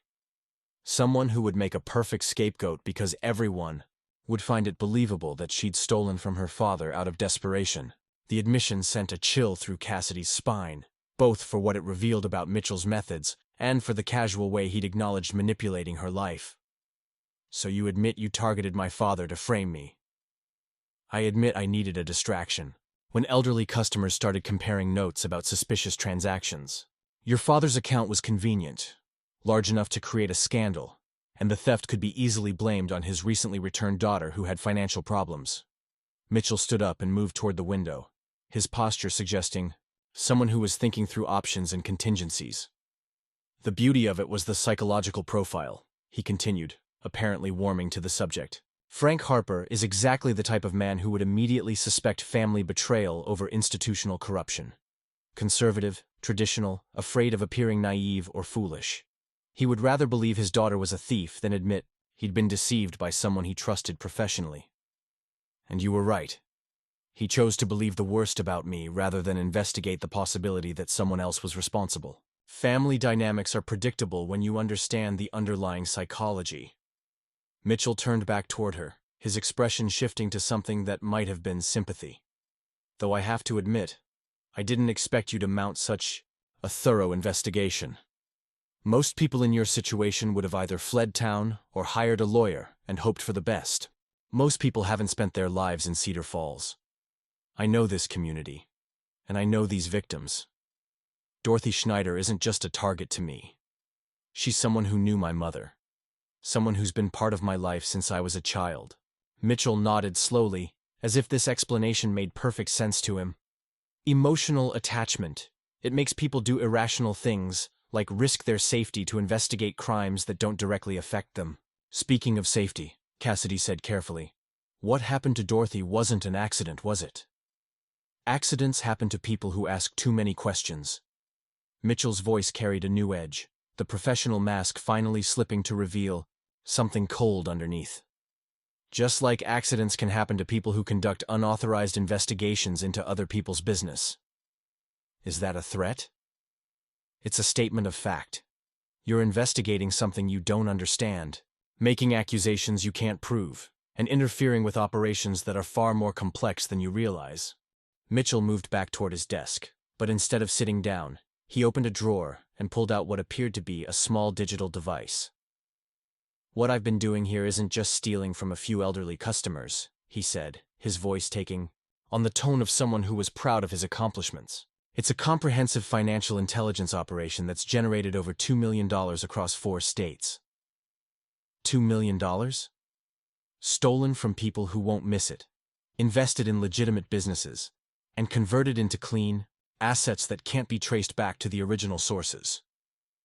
Mitchell's expression carried the satisfaction of someone discussing a successful business venture. "Your little investigation might have identified the local operations, but you have no idea about the scope of the larger enterprise."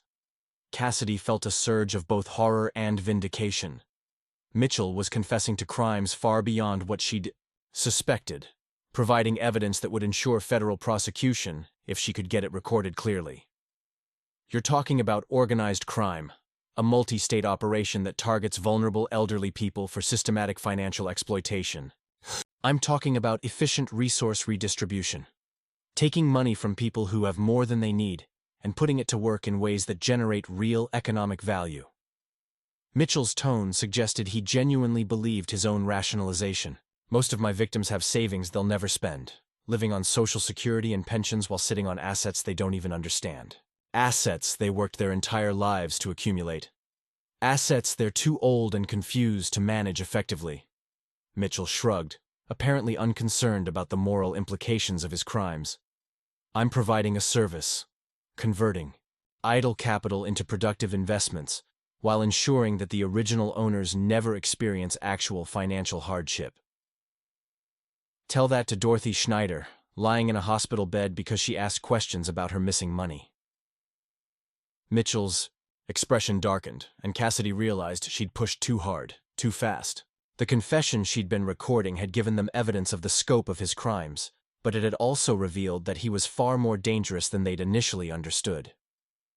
Dorothy Schneider fell down her stairs because she couldn't mind her own business, Mitchell said, his voice carrying a finality that suggested the conversation was about to take a dangerous turn. "Just like you're about to learn the consequences of interfering with operations you don't understand."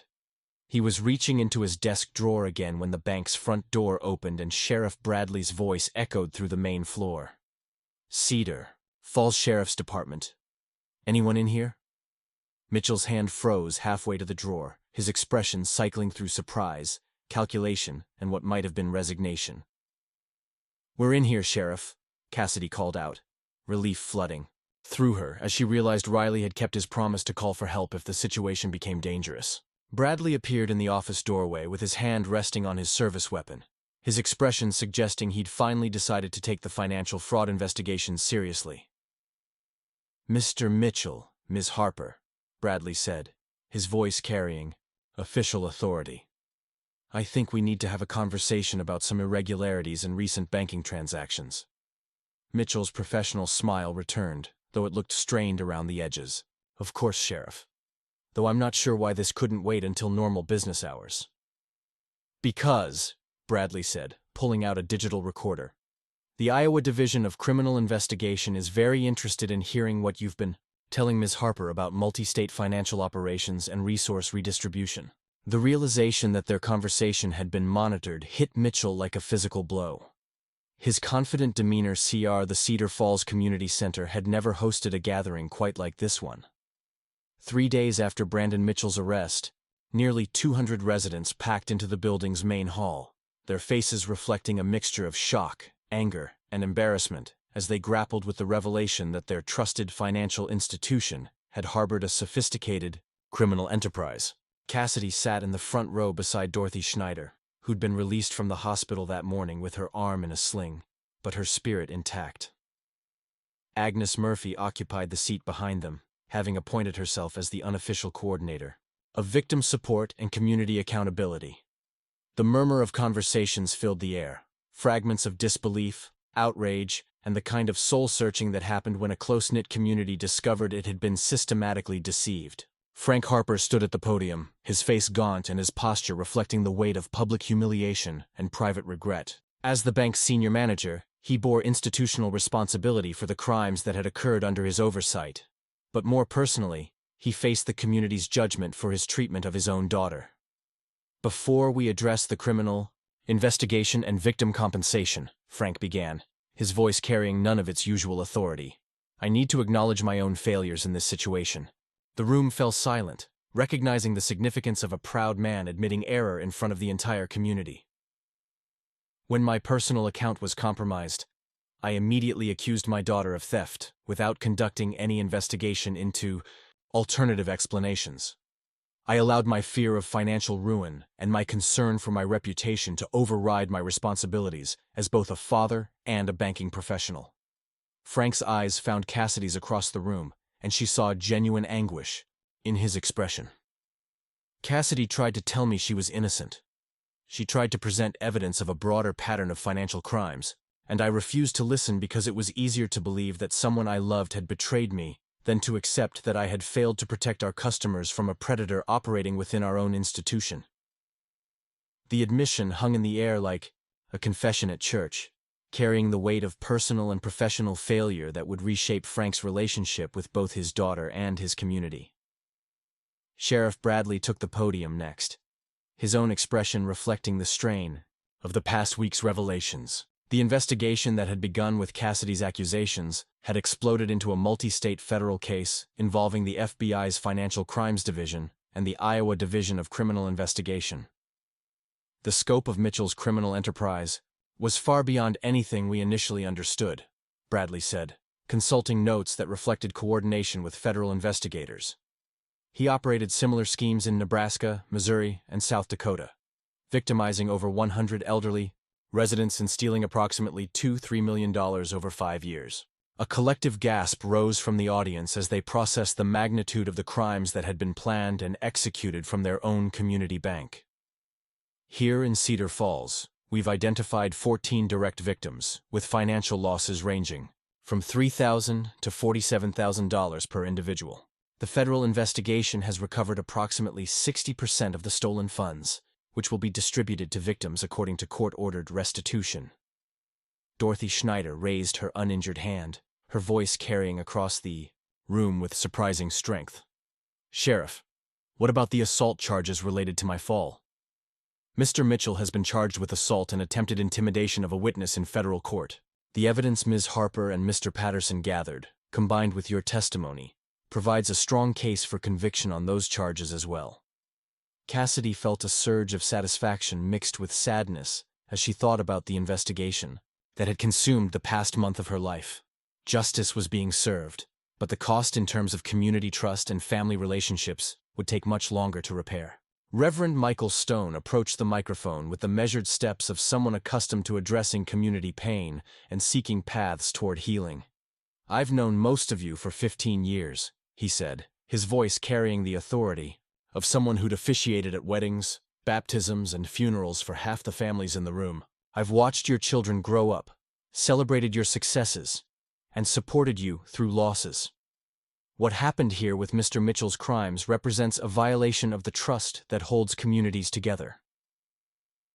Stone's gaze moved across the room, making eye contact with individuals whose personal struggles he'd witnessed and supported. "But what happened after the crimes were discovered represents something equally important: the choice between accountability and denial, between supporting victims and protecting institutions, between admitting mistakes and perpetuating injustices." His eyes found Frank Harper, then shifted to Cassidy, then to Agnes Murphy, and the other community members who'd played roles in exposing the truth. "Some of us chose accountability and truth, even when it was difficult and personally costly. Others chose denial and institutional protection, even when evidence of wrongdoing was presented clearly. The question now is how we rebuild trust and ensure that this kind of systematic exploitation never happens again." Frank returned to the podium, his hands visibly shaking as he prepared to address the personal dimension of the community's reckoning. I want to publicly apologize to my daughter Cassidy for my failure to trust her character and my refusal to investigate her claims about financial fraud targeting our elderly customers. His voice cracked slightly. She demonstrated courage, integrity, and commitment to justice, while I demonstrated fear, prejudice, and institutional blindness. Cassidy felt tears threatening as she watched her father struggle with public accountability that she knew was costing him everything he'd built his identity around. I also want to apologize to Dorothy Schneider, Earl Peterson, and the other victims who tried to report problems with their accounts and were dismissed as confused or forgetful. Your concerns were legitimate, your observations were accurate, and your trust was violated by both the criminal who targeted you and the institution that failed to protect you. Dorothy stood slowly, leaning on her walker but maintaining the dignity that had characterized her entire life. Frank Harper, I accept your apology. And I want this community to know that your daughter risked her safety and her reputation to protect people like me from a predator who saw us as easy targets. Her voice carried across the room with surprising strength. Cassidy Harper is a hero, and anyone who treated her as a criminal should be ashamed of themselves. The applause that followed was scattered at first, then grew stronger as community members began to acknowledge their own failures of judgment and support. Cassidy felt overwhelmed by the public vindication, but also deeply sad about the relationships and trust that had been damaged in the process of reaching this point. Agnes Murphy stood up with the authority of someone who considered herself the community's unofficial conscience. I want to know what we're going to do to make sure this never happens again, she said, her voice carrying the sharp edge that made her such an effective neighborhood watchdog. Because the problem wasn't just Brandon Mitchell. The problem was that when elderly people reported suspicious activity, they were dismissed as confused. When a young woman presented evidence of financial crimes, she was accused of deflection and harassment. The challenge hung in the air, forcing the community to confront systemic issues beyond the actions of one criminal. Frank stepped forward again, apparently recognizing that institutional change would require leadership from those who'd failed initially. We're implementing new security protocols at the bank, including mandatory second-person authorization for any account changes affecting customers over 65. We're also establishing a community advisory board that will include elderly residents and will have authority to investigate any reports of financial irregularities. And what about law enforcement? Agnes pressed, her gaze fixed on Sheriff Bradley. What changes are you making to ensure that reports of elder abuse are taken seriously? Bradley shifted uncomfortably, clearly aware that his initial dismissal of both Cassidy's and Agnes's concerns had enabled Mitchell's crimes to continue. We're partnering with the Iowa Division of Criminal Investigation to establish protocols for investigating financial crimes targeting elderly residents. We're also implementing mandatory training for all deputies on recognizing and responding to elder abuse. Riley Patterson, who'd been sitting quietly in the back of the room throughout the meeting, finally stood up to address the community that had never quite known what to make of him. I want people to understand that this kind of financial fraud is becoming more common, not less common. Criminals are getting more sophisticated, and they're specifically targeting small communities where people trust their institutions and don't expect to be victimized by professionals they've known for years.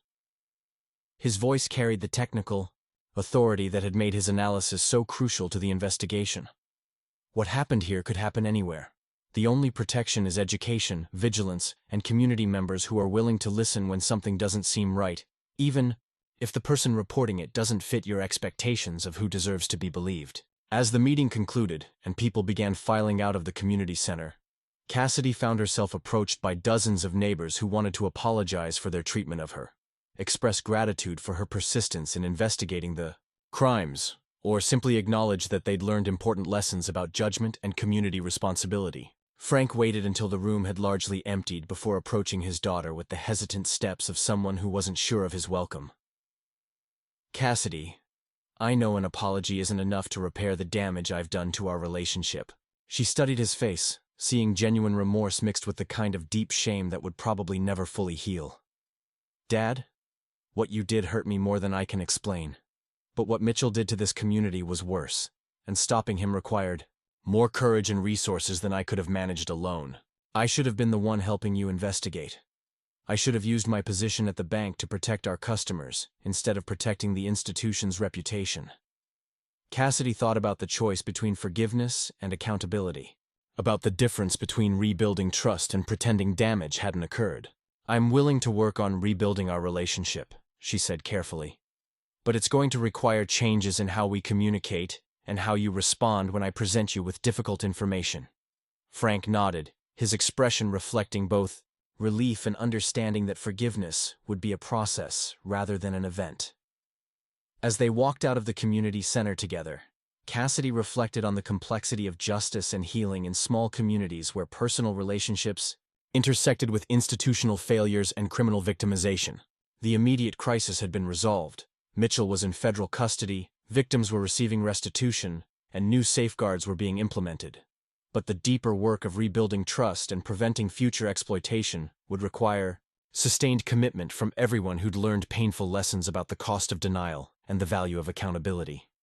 The reckoning was just beginning, but for the first time in weeks, Cassidy felt hopeful about the possibility that something stronger and more honest could be built from the wreckage of what had been destroyed. The Cedar Falls Community Center had never hosted a gathering quite like this one. 3 days after Brandon Mitchell's arrest, nearly 200 residents packed into the building's main hall, their faces reflecting a mixture of shock, anger, and embarrassment as they grappled with the revelation that their trusted financial institution had harbored a sophisticated criminal enterprise. Cassidy sat in the front row beside Dorothy Schneider, who'd been released from the hospital that morning with her arm in a sling but her spirit intact. Agnes Murphy occupied the seat behind them, having appointed herself as the unofficial coordinator of victim support and community accountability. The murmur of conversations filled the air, fragments of disbelief, outrage, and the kind of soul-searching that happened when a close-knit community discovered it had been systematically deceived. Frank Harper stood at the podium, his face gaunt and his posture reflecting the weight of public humiliation and private regret. As the bank's senior manager, he bore institutional responsibility for the crimes that had occurred under his oversight, but more personally, he faced the community's judgment for his treatment of his own daughter. "Before we address the criminal investigation and victim compensation," Frank began, his voice carrying none of its usual authority, "I need to acknowledge my own failures in this situation." The room fell silent, recognizing the significance of a proud man admitting error in front of the entire community. "When my personal account was compromised, I immediately accused my daughter of theft without conducting any investigation into alternative explanations. I allowed my fear of financial ruin and my concern for my reputation to override my responsibilities as both a father and a banking professional." Frank's eyes found Cassidy's across the room, and she saw genuine anguish in his expression. "Cassidy tried to tell me she was innocent. She tried to present evidence of a broader pattern of financial crimes, and I refused to listen because it was easier to believe that someone I loved had betrayed me than to accept that I had failed to protect our customers from a predator operating within our own institution." The admission hung in the air like a confession at church, carrying the weight of personal and professional failure that would reshape Frank's relationship with both his daughter and his community. Sheriff Bradley took the podium next, his own expression reflecting the strain of the past week's revelations. The investigation that had begun with Cassidy's accusations had exploded into a multi-state federal case involving the FBI's Financial Crimes Division and the Iowa Division. "The evidence Ms. Harper and Mr. Patterson gathered, combined with your testimony, provides a strong case for conviction on those charges as well." Cassidy felt a surge of satisfaction mixed with sadness as she thought about the investigation that had consumed the past month of her life. Justice was being served, but the cost in terms of community trust and family relationships would take much longer to repair. Reverend Michael Stone approached the microphone with the measured steps of someone accustomed to addressing community pain and seeking paths toward healing. "I've known most of you for 15 years, he said, his voice carrying the authority of someone who'd officiated at weddings, baptisms, and funerals for half the families in the room. I've watched your children grow up, celebrated your successes, and supported you through losses. What happened here with Mr. Mitchell's crimes represents a violation of the trust that holds communities together." Stone's gaze moved across the room, making eye contact with individuals whose personal struggles he'd witnessed and supported. "But what happened after the crimes were discovered represents something equally important: the choice between accountability and denial, between supporting victims and protecting institutions, between admitting mistakes and perpetuating injustices. His eyes found Frank Harper, then shifted to Cassidy, then to Agnes Murphy and the other community members who'd played roles in exposing the truth. Some of us chose accountability and truth, even when it was difficult and personally costly. Others chose denial and institutional protection, even when evidence of wrongdoing was presented clearly. The question now is how we rebuild trust and ensure that this kind of systematic exploitation never happens again. Frank returned to the podium, his hands visibly shaking as he prepared to address the personal dimension of the community's reckoning. I want to publicly apologize to my daughter Cassidy for my failure to trust her character and my refusal to investigate her claims about financial fraud targeting our elderly customers. His voice cracked slightly. She demonstrated courage, integrity, and commitment to justice, while I demonstrated fear, prejudice, and institutional blindness. Cassidy felt tears threatening as she watched her father struggle with public accountability, that she knew was costing him everything he'd built his identity around. I also want to apologize to Dorothy Schneider, Earl Peterson, and the other victims who tried to report problems with their accounts and were dismissed as confused or forgetful. Your concerns were legitimate, your observations were accurate, and your trust was violated by both the criminal who targeted you and the institution that failed to protect you. Dorothy stood slowly, leaning on her walker but maintaining the dignity that had characterized her entire life.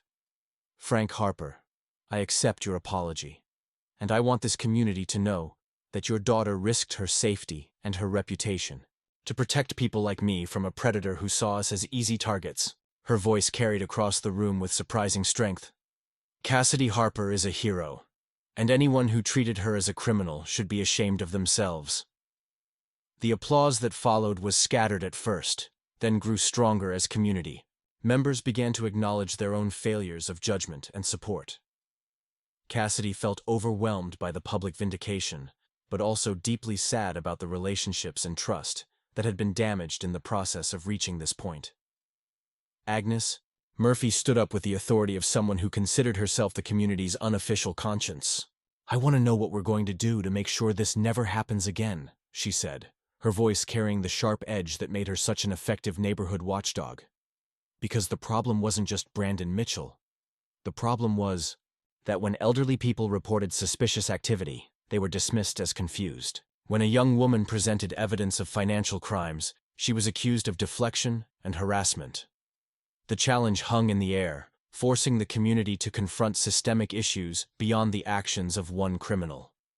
Frank stepped forward, again, apparently recognizing that institutional change would require leadership from those who'd failed initially. We're implementing new security protocols at the bank, including mandatory second-person authorization for any account changes affecting customers over 65. We're also establishing a community advisory board that will include elderly residents and will have authority to investigate any reports of financial irregularities. And what about law enforcement? Agnes pressed, her gaze fixed on Sheriff Bradley. What changes are you making to ensure that reports of elder abuse are taken seriously?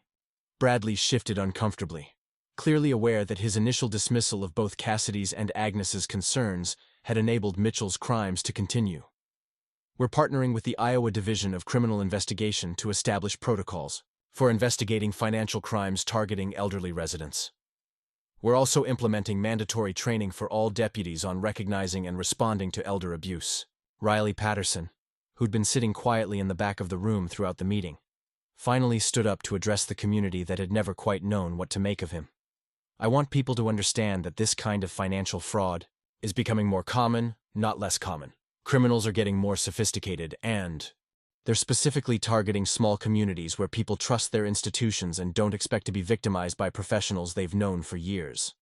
His voice carried the technical authority that had made his analysis so crucial to the investigation.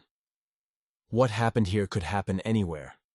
The only protection is education, vigilance, and community members who are willing to listen when something doesn't seem right, even if the person reporting it doesn't fit your expectations of who deserves to be believed. As the meeting concluded and people began filing out of the community center, Cassidy found herself approached by dozens of neighbors who wanted to apologize for their treatment of her, express gratitude for her persistence in investigating, the crimes, or simply acknowledge that they'd learned important lessons about judgment and community responsibility. Frank waited until the room had largely emptied before approaching his daughter with the hesitant steps of someone who wasn't sure of his welcome. "Cassidy, I know an apology isn't enough to repair the damage I've done to our relationship." She studied his face, seeing genuine remorse mixed with the kind of deep shame that would probably never fully heal. "Dad, what you did hurt me more than I can explain. But what Mitchell did to this community was worse, and stopping him required more courage and resources than I could have managed alone. I should have been the one helping you investigate. I should have used my position at the bank to protect our customers, instead of protecting the institution's reputation." Cassidy thought about the choice between forgiveness and accountability, about the difference between rebuilding trust and pretending damage hadn't occurred. "I'm willing to work on rebuilding our relationship," she said carefully. "But it's going to require changes in how we communicate and how you respond when I present you with difficult information." Frank nodded, his expression reflecting both relief and understanding that forgiveness would be a process rather than an event. As they walked out of the community center together, Cassidy reflected on the complexity of justice and healing in small communities where personal relationships intersected with institutional failures and criminal victimization. The immediate crisis had been resolved. Mitchell was in federal custody, victims were receiving restitution, and new safeguards were being implemented. But the deeper work of rebuilding trust and preventing future exploitation would require sustained commitment from everyone who'd learned painful lessons about the cost of denial and the value of accountability. The reckoning was just beginning, but for the first time in weeks, Cassidy felt hopeful about the possibility that something stronger and more honest could be built from the wreckage of what had been destroyed. Part 9. New Foundations. 3 months. After Brandon Mitchell's arrest, Cedar Falls had settled into a new rhythm that reflected both the scars of the financial fraud scandal and the community's determination to rebuild stronger institutions. Cassidy stood in her new classroom at Cedar Falls Elementary School, arranging art supplies while 23 second graders chattered excitedly about their first project of the school year. The teaching position had been offered to her by the school board in a unanimous vote that reflected both gratitude for her role in exposing the banking fraud and recognition of her qualifications as an educator. The salary was modest, smaller than what she'd earned in Chicago, but it came with something she'd never experienced in the city: the knowledge that her work was making a difference in a community where she was known and valued. "Miss Harper, are we really going to paint pictures of our families today?" asked Emma Chen, a precocious 7-year-old whose grandmother had been one of Mitchell's victims.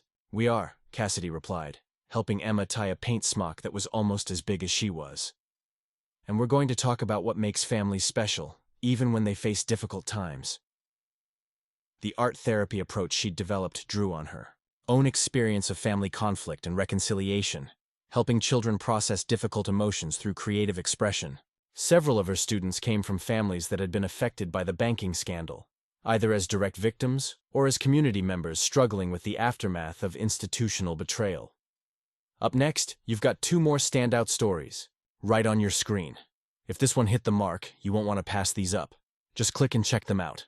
And don't forget to subscribe and turn on the notification bell so you don't miss any upload from us.